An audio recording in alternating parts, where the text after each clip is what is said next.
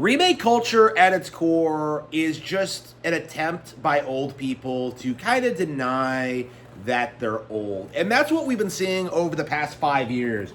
As people ignore all the great Zelda games that have come out, Tears of the Kingdom, Echoes of Wisdom, Hyrule Warriors, Age of Imprisonment, in order to gush about the possibility of an Ocarina of Time remake. Oh man, 30 years later, this is still the greatest game ever made. Oh, I can't wait for it to be remade. Instead of being excited about the future of the franchise and what Nintendo is now, these old jokers are just stuck in the past and obsessing over the possibility of Ocarina of Time being remade.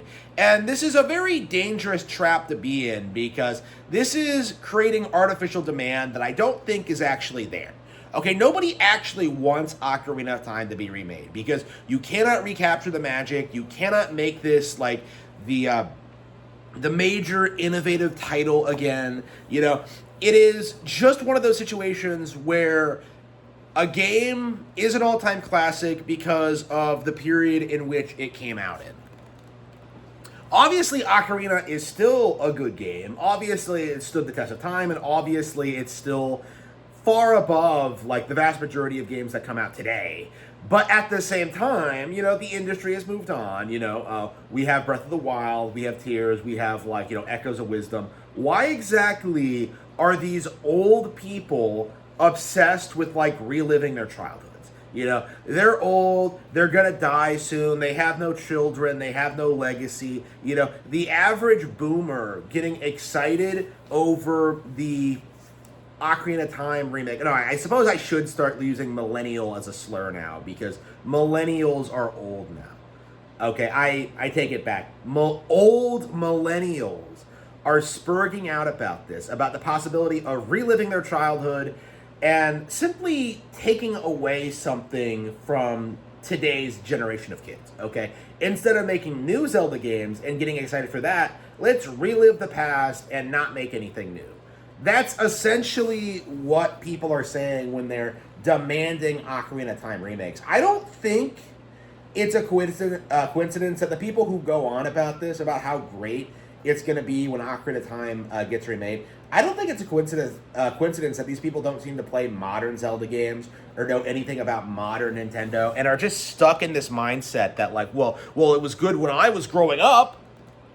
They are refusing to acknowledge that their time is over. You know, they're in their 30s now or even older. You know, like we're seeing like all these millennials make these demands for these companies, like saying that you have to cater to me. Like, fuck them kids. Like, make me Ocarina of Time remake so I can pretend to be 8 years old again.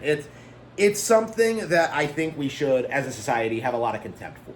Okay, it's something that we absolutely do have to push back against. Because although Ocarina is the greatest game of all time, it is very important not to fall into this trap that, like, it's never going to be topped, or that it hasn't been topped, or that, like, games haven't gotten better or improved, or that, like, there hasn't been innovation in the space sense, right? Like, again, putting Ocarina on a pedestal and making it out to be, like, this untouchable thing, it's falling into the same trap that I think, you know, a lot of Super Mario Bros. 3 fans had.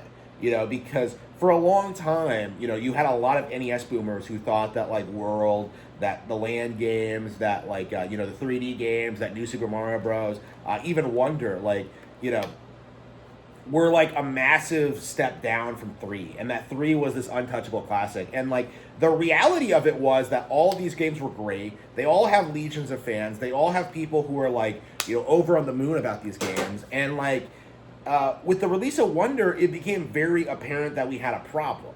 Where you had a certain segment of the population, people who grew up on Super Mario Bros. 3, who just refused to acknowledge anything that came after it as, like, relevant, iconic, or popular. You know, there was just this very real, like, overwhelming consensus for a long time that, like, 3 was the absolute peak and that nothing would ever top it. And as a result of it, that led to, like, really odd situations where people genuinely thought that games like New Super Mario Bros. Weren't good. And they were excellent. They were innovative. They modernized the idea. They brought 2D platformers back. They were a throwback genre, right? Like, those games should have been celebrated. But at the time, like, older people got it in their heads that this was a step back from older games, that they were too easy, that they were that they didn't like the art style, they didn't like Bowser Jr., there were no Koopalings in the original Super Mario Bros. Like, you had all these weird complaints kind of lobbied at it instead of, like, really talking about what the game actually was.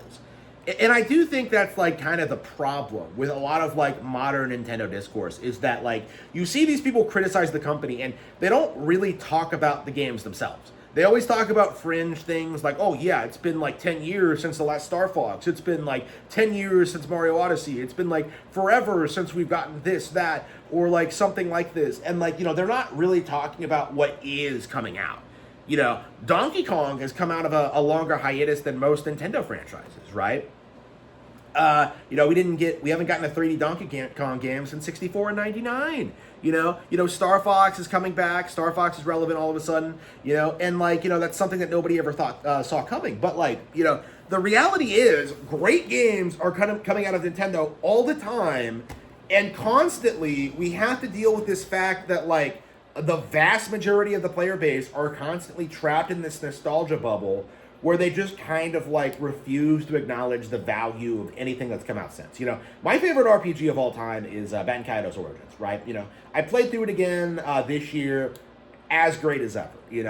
I went through the entire thing, loved it. It was just, has aged extraordinarily well. Fantastic game, one of my all-time favorites. That's the game that made me love RPGs. Like, obviously, I've played other RPGs since. I've gotten into other RPGs. I do think Baten Kaido's Origins is my ideal. But, like, the simple fact of the matter is, when you look back like at like other RPGs, like, I have discovered lots of really good ones over the years. Whether it's like, Final Fantasy X or 6, Dragon Quest 7, Tales of Vesperia recently, I'm trying to get into SIT, and I have been for a long time. Like, there are all these other franchises that do radically different things and have radically different appeals.